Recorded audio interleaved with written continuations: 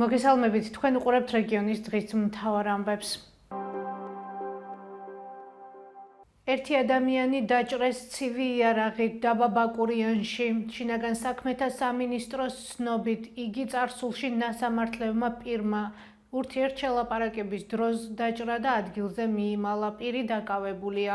უწყების ცნობით დაჭრილი მამაკაცი კლინიკაში გადაიყვანეს, სადაც შესაბამისი მკურნალობა უტარდება. შინაგან საქმეთა სამინისტრო მომხდარს ჯანმრთელობის განზრახ მძიმე დაზიანების მუხლით იძიებს, რაც 7 წლამდე ვადით თავისუფლების აღკვეთას ითვალისწინებს.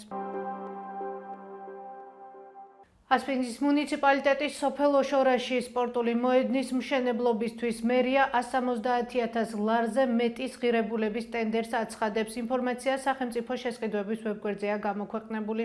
სატენდერო დოკუმენტის მიხედვით, მოედანზე იგეგმება როგორც ფეხბურთის კარების, ისე კალათბურთის ფარებისა და ფრენბურთის ბადის მოწყობაც.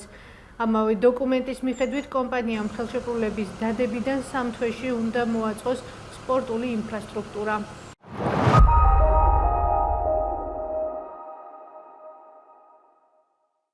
ქალაქ ფოთში გაიმართა შეხვედრა, სადაც ჟურნალისტებმა იმსჯელეს კლიმატის ცვლილებებზე და გარემოს დაცვით საკითხების გამოწვევებზე.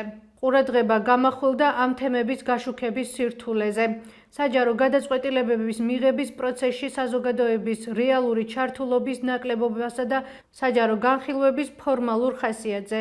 შეხვედრაში მონაწილეობდნენ იმერეთის, გურიისა და აჭარის რეგიონებში მომუშავე ჟურნალისტები. დისკუსიის ორგანიზატორი იყო ჟურნალისტიკის რესურს ცენტრი. თემაზე ვრცელ მასალას მოგვიანებით შემოგთავაზებთ. მანამდე კი ვნახოთ მოკლე ეპიზოდი. თუკი დავაკვირდებით საქართველოში, თუკი რომელიმე რეგიონს აქვს განსაკუთრებული ბუნებრივი რესურსი, ყველა ამ რეგიონისთვის ეს იქცა ძალიან დიდ წყევლად. არა გვაქვს არც ერთი რეგიონი ქვეყანაში, სადაც ბუნებრივი რესურსების გამოყენებით ადგილობრივი მოქალაქის კეთილდღეობა დადგა. და ყველგან გვაქვს ესეთი ტიპი, აი ეხლა ვართ მართლა, ოღონდ მართლა იმიტომ არა რომ ბატონი გია არის ჩვენ მთავარი დამხმარე რომ დღეს ეს შეხვედრა გქონდეს და ფოთი, მაგრამ მართლა არის ამაზე უნიკალური ქალაქი, არ ვიცი რა შეიძლება იყოს, რომელსაც აქვს კოლხეთის დაბლობი, ანუ საოცარი დაცული ტერიტორია, ესე ქვია, სადაც გაქვს წარმოუდგენლად დიდი ბიომრავალფეროვნება, რა ვიცი, ფრინველებში, ცხოველებში და თქვა თევზებში. ხო, აკვაკულტურაში, ხო? აქვს მართლა აქვს რაღაცა ზღვაზე გასასვლელი, რაღაცა პლაჟები, ანუ ტურისტულად შეიძლება იყოს საინტერესო.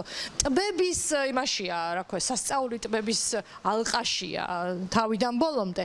აქვს 2 მდინარე, მაგრამ აი საოცარი მდინარე. ხობისწყალი და თქვათ რიონი პირველ რიგში უნდა მეხსენებინა, საპორტო ქალაქია. თქვენც ხედავთ აი სწორედ ესე გვაქვს ლოკაციურად, რომ პორტი ჩანს აქედან.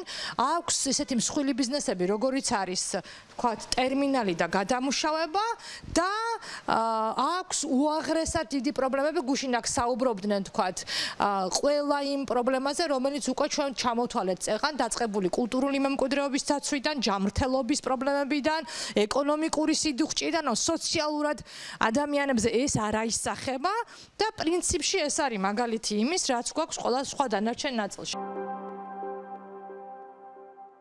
ეს იყო ჩვენს ხელთ არსებული დღევანდელი ბოლო ინფორმაცია. მეტი და დეტალური ინფორმაციისთვის ეწვიეთ ჩვენ ვებ და Facebook გვერდს. გმადლობთ რომ გვიყურებთ. ხვალამდე.